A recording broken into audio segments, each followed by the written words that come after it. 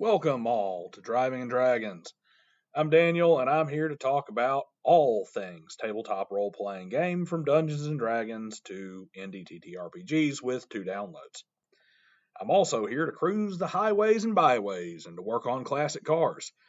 Lucky for me, my camera fritzed out, and it corrupted my last video working on the 280ZX because the most interesting feature of that film was the wind blowing the hood closed, smacking me in the back of the head while I pored over my ignition wiring looking for bad grounds and fouled connections.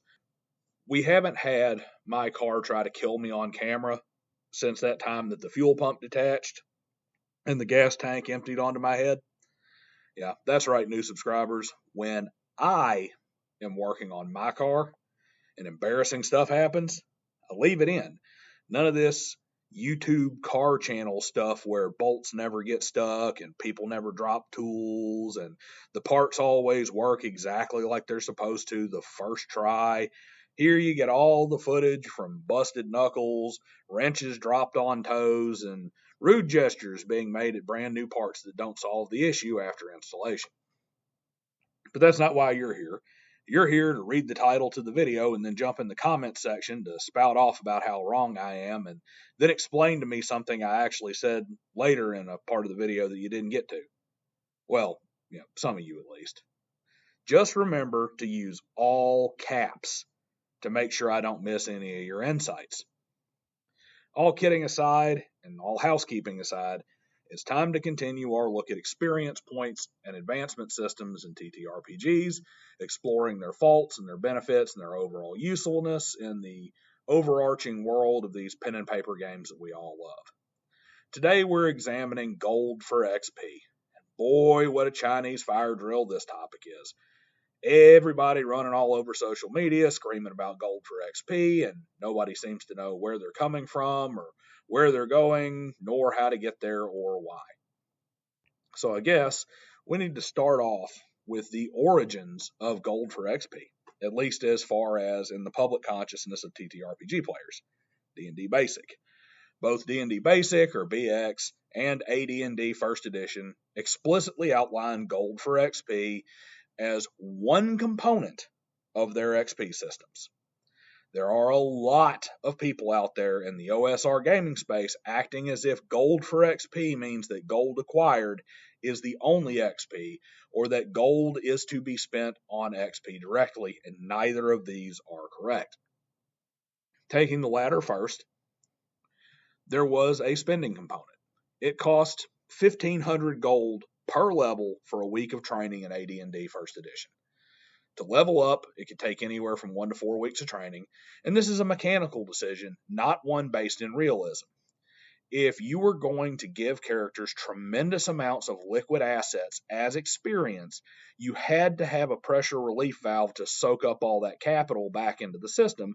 Otherwise, your third level fighting man would be rolling up to the battlefield, and his choice of a Rolls-Royce Silver Ghost or a Bugatti Chiron, that he just impulse bought with his leftover gold.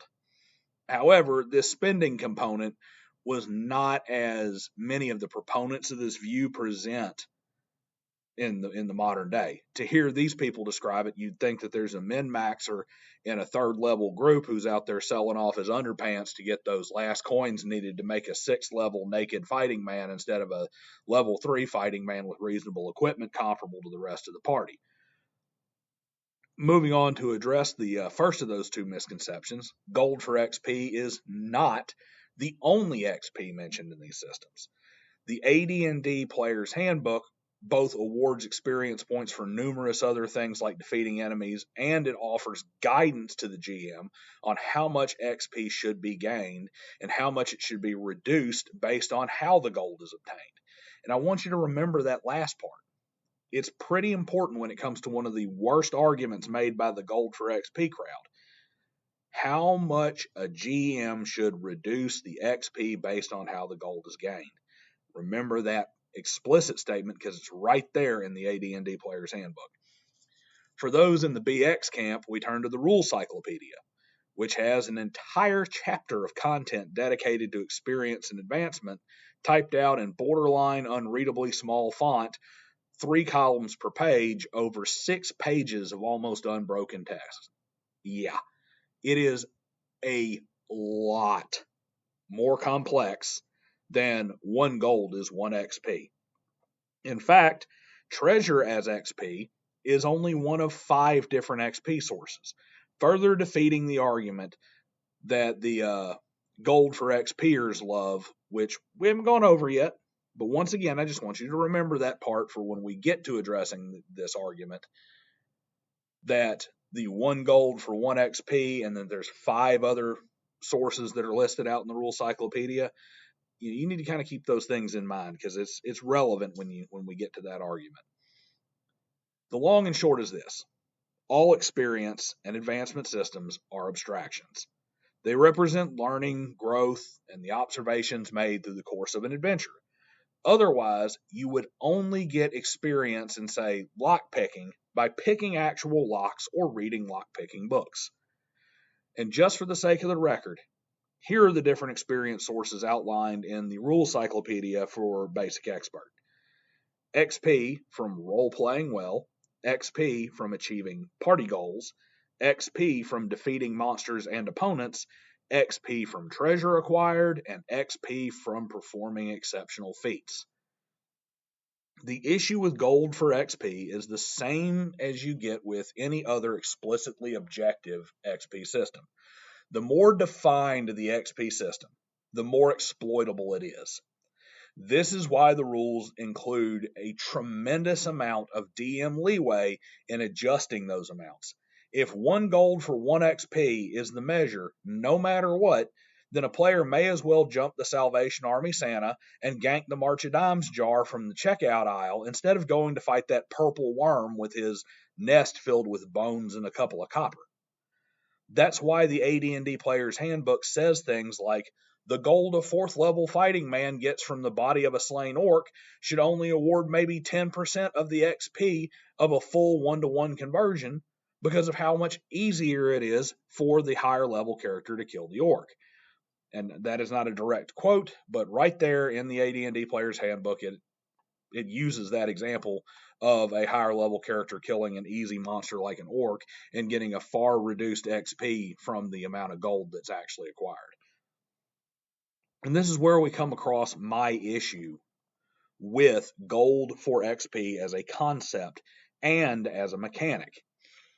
It is yet another mechanic that promotes unrealistic decision making by the players for their characters. Just like a subsidy, when you artificially incentivize something, you get more of it. We get tons of high fructose corn syrup in food instead of cane syrup, or instead of cane sugar, because the government gives huge handouts to corn farmers to make high fructose corn syrup. Without the subsidies, it wouldn't be any cheaper than just using raw sugar. When you see XP awarded for defeating enemies, and you fail to understand that you don't have to kill an enemy or a monster to defeat it, nor do you understand that enemies does not mean every single person you enter combat with, you end up with players being murder hobos who never take prisoners and fight to the death every time, and who see the town guards as XP. Guess what? A captured bandit or one who flees the field is still defeated, and a guard is not an enemy. In the case of gold for XP, it leads to a player character trying to haul off and sell everything that isn't nailed down, and then the players coming back to the dungeon with a crowbar and a winch because, damn it, those ancient statues got to be worth something. Another little fun fact: a thief stealing from another party member is legitimately stealing their XP. Yes, that is actually listed as an example in the Rules Cyclopedia. A thief can steal from his own party to gain XP because gold gained through acts like pickpocketing as a thief award experience points. Now, for that argument that I mentioned earlier, one of the worst arguments ever for gold for XP. It is the only way to protect player agency. Otherwise, the GM can steer the player's decisions by where they put the XP. If it is gold for XP, then everything the players do can result in XP. Time to think back to those 2 things that I said earlier, the ones I said to remember, because it shows that this is an idiotic statement. First off, the GM determines where the gold is and how much you can get. This fantasy of the ultimate sandbox where the GM simply exists to roll dice for the player's victims is just that. It's a fantasy. Sure, you may say, I'm going to completely ignore all the interesting mission and adventure hooks and instead go steal the guard swords to sell for XP, but the GM is well within bounds to say, local merchants recognize these as stolen and want no part in buying them. So there you go, no gold for XP from those swords you swiped. And it provides a clear goal for advancement. It's the only way to have a fair system for the players. Guess what? The rules as written that these same people venerate as if it's from the Bible explicitly state that the DM has the authority to arbitrarily adjust the XP given for gold. So gold for XP is no more well-defined or explicit than XP for good roleplay, XP for defeating enemies, or XP for accomplishing goals. In the end, using the gold for XP as it was written with significant restrictions on what kind of gold acquisition actually counts towards XP isn't the worst way to determine experience point. But it is still fundamentally flawed and far too obviously exploited. It also incentivizes players to bypass and avoid adventures with no obvious monetary gain, regardless of the decisions their characters would realistically make, devoid of all the metagame considerations. Gold for XP, both as implemented and as written, is like what I've said about the Tomb of Horrors many times before. If you act and behave as if you were a character in the real world with real world consequences, gold for XP is still flawed, but it's at least serviceable. The second a player starts treating in-game decisions as if they're happening in a game, you get problems. In the Tomb, you get them doing something reckless and then crying because I should have gotten some kind of saving throw, relying on mechanics to protect them from the consequences of idiotic behavior. In Gold for XP, you get them trying to ransom the villagers they rescued from the bandits back to their families because more gold is more XP, and they end up ignoring the divine mission delivered by an angel from on high because the rat demon has no treasure and the respect and favor of higher planes doesn't come in a sack that jingles for the players. It was kind of funny aside, there's a video out there, a little cartoon called The Joy of Selling, that's about a sales manager talking to his sales staff. And one of the things he says is, what about that email that we sent out to the entire company talking about how great you did? And the salesman says, I printed that email and deposited it in my bank for $5,000. And when the manager says, really? He goes, no, you douchebag, because that email was just like your company recognition, worthless. You don't want your players doing that to any opportunity that comes up in the game, because every calculation they're doing is based on how much gold they can get, whether it's because they want to buy stuff or because that's how you have triggered them for advancement.